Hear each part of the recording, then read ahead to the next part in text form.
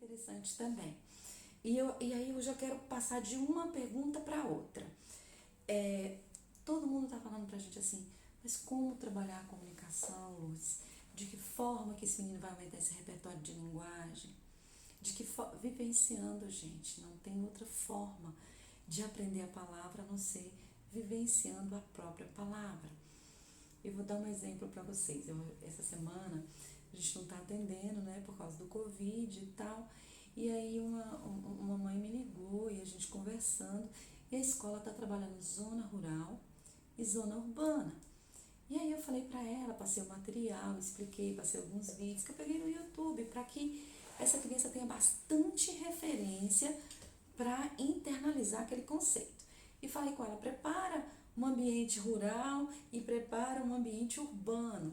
E aí escreve a palavra zona rural e escreve a palavra zona urbana. A gente não tem que mudar essas palavras. A gente precisa utilizar, mas precisa dar sentido.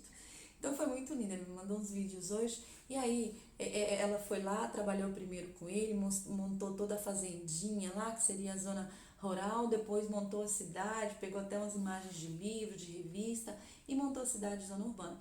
Depois colocou ele na frente dela e falou para ele, agora esse aqui é um cavalo, ele fica onde? Na zona rural, na zona urbana. A gente, ele pegou e foi lá na palavra zona rural e colocou o cavalo.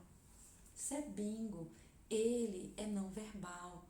Ele entendeu, ele internalizou. Então, é vivenciar a palavra de diversas maneiras. Piaget fala muito isso, Vygotsky fala muito isso. É preciso experienciar, é preciso manusear para compreender. Enquanto aquela outra criança tem um conceito de zona rural, você chega e fala, lembra quando você viajou para a casa de fulano, ou quando você passou em tal lugar? Ele vai lá, rememora, né, como diz o Lúria, traz todas aquelas informações. O nosso menino não. É mais complicado. Então, por isso que é importante trazer isso de forma concreta. Então, o nosso programa de linguagem, ele tem todos os passos que vocês vão aprender dentro do nosso método. Mas eu parto da palavra, no sentido indicativo. Essa é a vaca, tá certo? Mas daqui a pouco, quando ele já souber que essa é a vaca, eu vou trazer o quê? O boi. E daqui a pouco, ele vai falar a vaca e o boi. Olha como já vai ficando mais complicado. Eu já tô trazendo para ele o artigo, né? Ele já está fazendo a junção, os conectivos da frase, e assim a gente vai trabalhar. Então, eu vou dar um exemplo. Quem é? Cachorro. O que ele está fazendo? Porque aí a gente traz o verbo. Ele vai falar comendo. Comendo o quê? Ração. Por que ele está comendo? Porque ele está com fome. Aí a gente já vai montando uma frase completa, uma estrutura que vai dando essa estrutura mental para ele. E aí você acha que a gente fica só nos animais? Não, a gente traz fotos de criança. Eu posso pegar essas fotos na escola, eu posso conversar com essa escola, tirar foto dos meninos, para que eu possa trabalhar o nome dos meninos. Eu posso tirar foto da família inteira. Gente, se esse menino dominar o mundo micro dele, e aí eu digo de casa, você já imaginou quantos objetos tem dentro de uma cozinha? E qual a classificação disso? É muita coisa dentro da cozinha. Eu tenho alimentos, eu tenho a geladeira que tem esses alimentos, que tem frutas, que tem verduras, que tem carnes. Olha aí o tanto de categorias que eu já estou trazendo. Aí tem os pratos, aí tem os garfos, tem os armários. Ele tem que entender essa compreensão.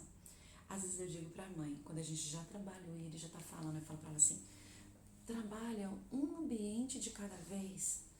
Vai para o quarto dele, né? Que é um ambiente onde ele vive mais, está mais. Que isso? Cama. Que isso? Lençol. Que isso? E aí eu vou trabalhando, o que é isso? Armário. O que é isso? Roupas. E dentro das roupas, cueca, meia, short, camiseta. E eu vou trabalhando tudo. Depois eu saio do quarto, que ele dominou todo aquele repertório, eu vou pro banheiro. Imagina quantas palavras tem no seu banheiro. Tem muita palavra, mas muita palavra mesmo. E aí você vai trabalhar shampoo, é o vaso, para que serve? E aí, para lavar a cabeça. Por que você lava a cabeça? Para ficar limpa. E aí você vai trabalhando, aumentando o repertório dessa criança, e essa criança vai compreendendo o mundo. Se ela compreender o ambiente dela, ela compreende o mundo. Só que isso nós vamos organizando em etapas. Tá lá dentro dos nossos 12 passos. E aí eu vou, primeiro tem a palavra, depois a emissão dessa palavra, depois ele tem que me responder o que é isso, depois do que é isso, o que ele está fazendo, porque aí já entra o verbo. E aí a gente vai aumentando com o local, para que serve. Aí sim, ele olha, ele vivencia, ele brinca. Monto toda uma estrutura de brincadeira com ele, mas eu só monto com todos os brinquedos aqui, ó, comigo, no meu colo. Ele tem que ver esses brinquedos. Aí eu falo pra ele tá louco pra brincar. Eu falo pra ele, o que nós vamos fazer? Aí tem que dizer, brincar. O que você quer? Aí ele fala, o carro. Pra que você quer o carro? Pra montar a pista, pra fazer não sei. E aí, gente, vocês não têm noção o quanto funciona. Tem alguns métodos que faz isso mais brincando. Não, a gente precisa que ele veja, que ele ouça. Essa é a diferença do nosso método. Veja e ouça. E que eu organize essa criança para que ela consiga compreender. Então, nós temos uma coisa que a gente faz, chama-se caixa de linguagem. Eu peço para a mãe cortando figuras. Uma igreja? Não, todo tipo de igreja. Igreja não é só aquela que tem cruz, não, gente. Então, ele tem que entender isso.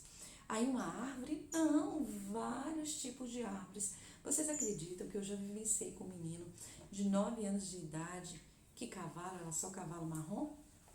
Cavalo branco não era cavalo. Cavalo só era o cavalo marrom. E isso dá um trabalho imenso para mostrar esse universo para esse menino. Então é nesse sentido, pode pegar suas revistas, pode pegar livros, monte uma caixa de linguagem, isso vai ajudar e muito o seu filho, tá certo?